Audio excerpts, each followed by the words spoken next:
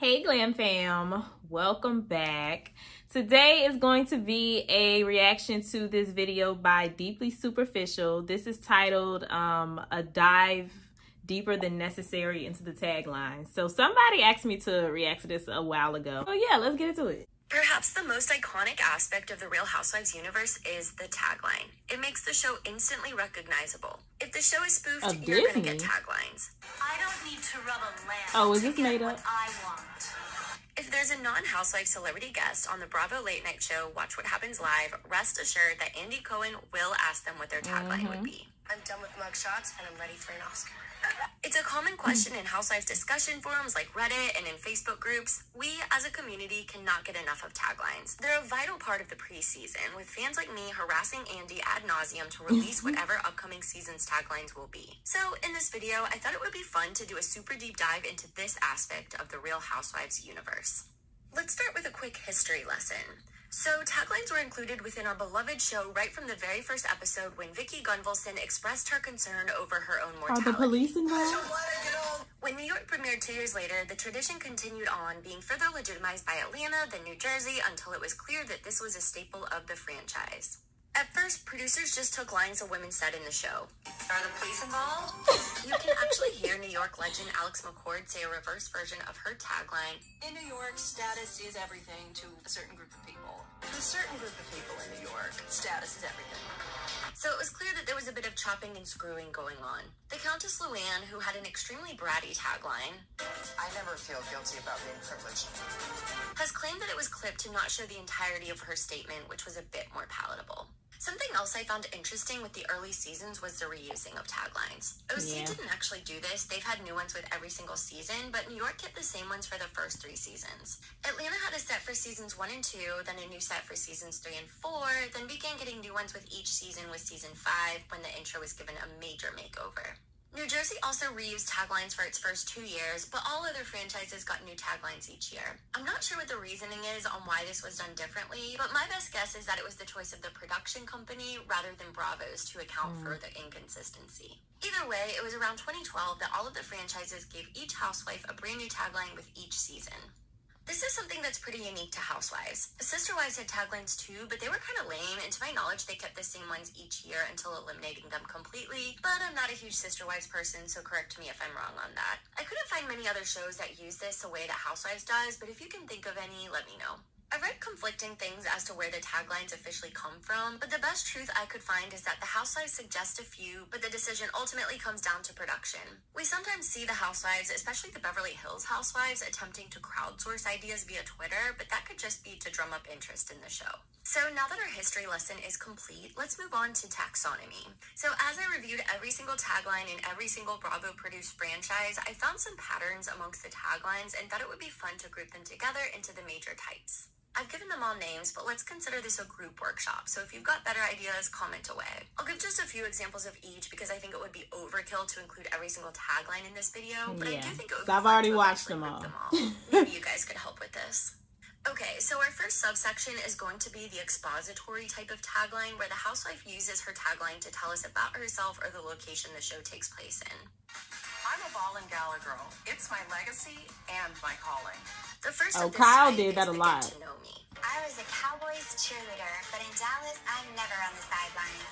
This is when a housewife uses her tagline to introduce herself a bit, let us know who she is before her time on the show.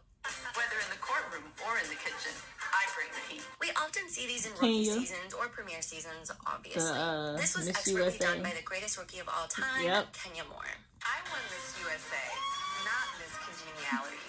But we've seen many examples throughout the years on different franchises.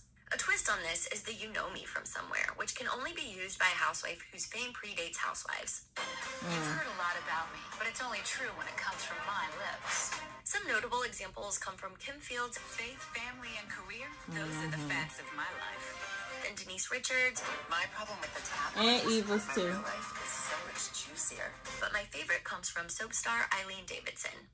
I'm not a bitch, but I've played one on TV. Next we have the townie. This is where a housewife tells her about her hometown. In Potomac, it's not about who you know, it's who you are, and I'm everything. We often get these in early seasons as we are still getting to know the locale. Kyle Richards is obviously the queen of this. Yep. This town is a game of chess, but no one's taking this queen down. We've heard more and more about what exactly goes on in Beverly Hills over her time on the show. Around here, there's more than just dresses in everyone's Around closet. here? One day, I hope she's satisfied that we understand Beverly Hills enough for her to try a new angle. I'm born and raised in Beverly Hills. This is my town. Another way a housewife can use her tagline is to let us know what she values. One way is with the focus on the family, where a housewife tells us how important family is to her. If you're gonna mess with my family, you're messing with me. We have many examples of this. I am the glue for my wig and my family. Another common value is religion, so many housewives will employ the Jesus take the wheel and have a tagline that tells us about her relationship with God. My faith is strong, and my ass isn't that either. The best examples come from Mary M. Cosby. I love God, but I will read you like a scripture. If you come for me, I will send Jesus after you. For our career girl housewives, an option is the working girl, in which a housewife references her job or business. My job is about making fast decisions, but my personal life I leave up to destiny. For the postnatal housewife, a common technique is the goo goo gaga, in which she makes a reference to her new baby. I can handle a baby Ashley. and women who act like one. These make for cute taglines, The only thing messier than two boys is me. but beware, as it means a housewife is probably going to be boring this season. Oh! You ain't had no storyline this season. Another subsection is the pump me up, in which a housewife uses her tagline to tell us how fabulous she is. Don't hate me because I have it all. Hate me because I'm beautiful. This can be done in a few different ways. The first is the sassy girl, where the housewife makes a cute little comment about how great she is, but delivers it with pizzazz. You don't have to like me. I love myself enough for the both of us. We also have the HBIC. In this town, I'm Queen Bee and MVP. This is when a housewife tells you exactly who's boss. I have a new king. Good job. Finally! But I'm still the queen of New Jersey. An offshoot of this is the I am very rich, I'm the girl next door. If you live in a big old mansion. where a housewife flaunts her wealth via her tagline. I'm an enigma wrapped in a riddle and cash. The next Why does subsection she is the talk like reference, that? where a housewife will use her tagline to reference something that's previously happened on the show. A common use of this is the callback, where a housewife uses her tagline to remind us of past drama or storyline she's had, I used to put Don't mess tables with the in ball, so you're gonna get Now, fired. I'm turning them. but she can also employ the tease, in which she references drama to come on this particular season. If you want a seat at my table, you best mind your manners. Sometimes we may not even realize what her tagline is all about until the season begins to play out. For our more established housewives who have already had capital M moments on the show, she can use her well-established catchphrase to remind us how iconic she is. This phoenix has risen, and I'm saying, bye, ashes. The New York girls are really into this. I tell it like it is, but I always make it nice. If you can't be cool, you can't be the Countess. My favorite referential type of tagline is the only measure it in inches, when she uses her tagline to brush off some bad press she may be getting. I plead guilty to being fabulous. This gets to the point of absurdity. The only thing I'm guilty of is being shamazing. Next, we've got the call me by my name. But she went to jail. So wrong. Why does it feel so right? This is when a housewife refers to herself in third person via her tagline. Life is a runway, and Cynthia Bailey is ready to walk it alone. The recidivism rate is extraordinarily high on this type. Sometimes Sonia has to go commando. What can I say? Seasons may change, but Cynthia Bailey never goes out of style. Our last official subsection is for our mini Shakespeares out there who wish to employ some use of wordplay in their tagline. The better route is to personalize it a bit and incorporate herself into a common phrase, I may flow like a butterfly, but I sting like a bitch. but sometimes this is done in a more generic way. I'm here for a good time, not a long time. A devastating offshoot of this is the oof, You could never be too young, too thin, or too honest. in which a housewife evokes problematic ideas into her tagline. What? I may not be the sharpest tool in the shed, but I'm pretty. If the housewife is lucky enough to get a second season after an oof, she must once again use her tagline to rectify the situation. Pretty is smarter than you think. Oh, wow. This leads into our last most advanced technique, which is only available to long-running housewives, which is the journey. This is when a housewife builds upon a previous year's tagline for several years to give us a fuller picture of the point she's trying to make. This technique, like many housewife things, was pioneered by Tamra Judge, who's let us into how her hotness has evolved over the years. I'm the hottest housewife in Orange County. Housewives come younger, but they don't come hotter. I'm done being the trophy wife. Freedom only makes me hotter. I'm still the hottest housewife in Orange County, and the toughest too. She's also given us a mini arc about her boldness. I'm not getting older. I'm just getting bolder. Boldness comes at a cost, and I'm willing to pay. I believe that it was Giselle Bryant who truly perfected this technique, giving us not one but two journeys. The word on the street is that I'm the word on the street.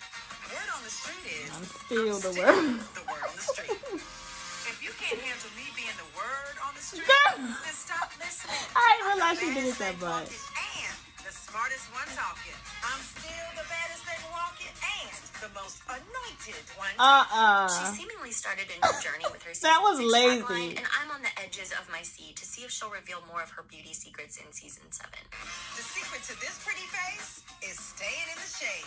That was probably her On the best one. precipice of a new journey coming from none other than Gina K on OC. Those who live in small houses should definitely throw stones. I've still got a small house, but I'm living large. We'll have to wait and see if there's more to the small house story she's been pushing. So let's transition to the intro packages themselves and have a brief music lesson. Now, I'm not a super musical person, so if you are and have better ways to describe these little tunes, please do. So OC's is a bit creepy. It has that uncanny Stepford Wives type of feel where something seems a bit off. It's upbeat, but there's an underlying insidiousness to it. Maybe I'm being a bit dramatic. New York's is jazzy, it's classy, it evokes sex in the city. Atlanta's is fun, I like the beat. New Jersey's has an Italian mafioso type vibe. I like the Beverly Hills beat. is poppy, upbeat, and has the luxe factor that the show brings. DC's was pretty lame, but it kind of had government vibes. I think this would have most certainly been updated had the series continued. Rest in peace. I Miami's wish they first would've season jingle continued was that. absolutely awful, but Queen Adriana saved the day by graciously recording a song they could use instead. It's feminine, it's vibrant, it's Really? colorful, I love it. For Dallas, you know how some people refer to country music as country and western? This definitely has western vibes. Like, it seems like you'd hear it at a rodeo, but not at Stagecoach. I think it would be interesting if a Nashville franchise ever were to come to be to see how it would be different. Potomac's is the crown jewel. It's my favorite. It's fierce, Yeah, it evokes it emotion, is the I best. just love it. And Giselle's taglines pair very well with it. If you Yeah. can't handle me being the word on the street, Salt Lake City's feels very Karens do wintry. too. It's choiry to match the religious undertones that haunt the series. It's a good one. Dubai's has that Arabian desert vibe. I kind Yeah. of wish they went a bit bigger with it, but it works. Let's move on and discuss one of the most iconic and housewife-specific facets about the intros, which is the end lineup where the women show us some item that represents their city. This was obviously a riff on Desperate Housewives, one of the show's obvious inspirations. The Desperate Housewives intro, one of the greatest of all time, in my opinion, ends with the women holding up an apple. And since Real Housewives of Orange County was in Orange County, the women all held up oranges. It was only natural that the Roni ladies held an apple to represent the Big Apple, and the ATL ladies held a peach, given that they were from the Peach State. It would seem as if the tradition was official until Jersey premiered, when the women held nothing but They their don't have hips. anything, The most yeah. common online suggestion seemed to be a glass of red wine or a tomato, but Jerseys remained firm in A their tomato lack of would be symbol. good. DC A also didn't meatball. hold anything. They had a messy situation where there wasn't even a consistency with what they did with their hands. I don't know what they could have held, like legal documents maybe, or figurines of statues. I don't know. I don't have a great idea for this, but if you do, let me know. Yes, The that's symbol train got back on track with Beverly Hills when they held diamonds because they're glamorous, duh. And then Miami, which actually had a switch up, holding champagne glasses in season 1 before they settled on the much cuter mojitos starting with season 2. Oh, a margarita. Potomac took over champagne glasses when they joined the scene. I've seen others recommend a cherry blossom flower, and that seems to be the default emoji to represent the series. Yeah. The champagne glass is fine, I guess, but champagne flutes are just kind of boring to me. Dallas started this CGI trend, superimposing stars on the women's hands. Google tells me that there's a Dallas-based ice hockey team called the Stars, but obviously that has nothing to do with it. I don't know, a star kind of feels right for Dallas. I don't really know why. The SLC girls carry a CGI snowflake, which makes sense as it's the Cold franchise. If they can evoke a winter wonderland, they will. And last, the Dubai ladies hold gold bars because it's the city of gold. Since it's so fresh, I remember people speculating they'd hold mini camel statues, which would have been absurd, or sand. I think the sand thing could have been cool if it was like falling out of their hands, but alas, they chose the golden route.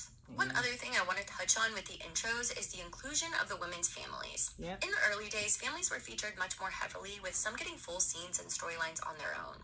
In the early days of the intros, we get the rest of the family posing in the background, but somewhere along the lines, most series intros got a facelift and ditched the family incorporation. Starting around the time of the Beverly Hills and Miami introduction era, the family stopped being introduced in the intros, and new series didn't include them at all. What I find interesting is that both OC and New Jersey have kept the families in to this very day. My best guess for the reason why is that they're the more suburban franchises. New Jersey still really heavily features the husbands, and they're it seems connected. like OC tries to, though it doesn't always land. Everybody on Let's Jersey talk is about the meaning connected. that's imbued in the opening sequence. These tell us a lot about who the power players are. This can happen in 3 ways.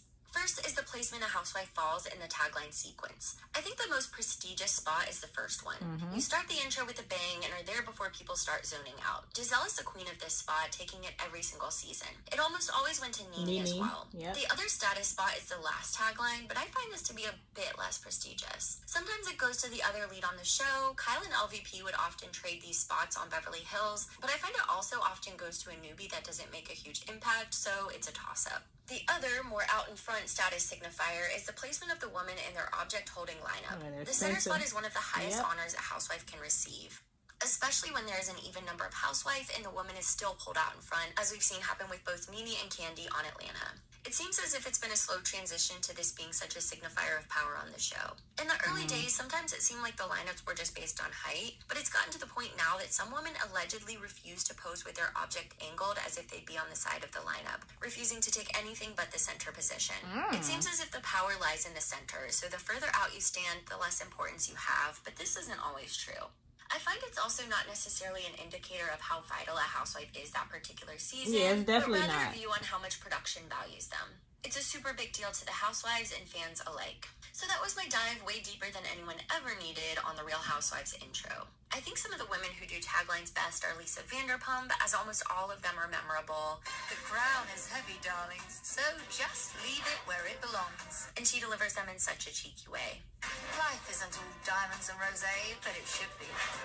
I actually think Siggy Flicker was really great at delivering her taglines as well. Some people think I'm too much. I love it. They're absolutely right. Phaedra Parks' delivery is like transcendental meditation to me. You can't always get what you want, but I can.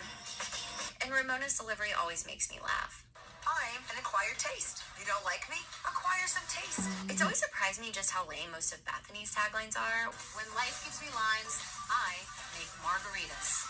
as she's such a great housewife. Karen Huger always delivers them with a wink as well. Yeah. You can try to tear me down, but the grand dame never crumbles. Claudia Jordan had one of the most unfortunate taglines of all time, given her fate. Don't hate me because I'm beautiful. Hate me because I'm here to stay. I still haven't settled on a favorite tagline of all time, but I'm interested to hear what other people's favorite taglines are. And if you've made one for yourself, let me know.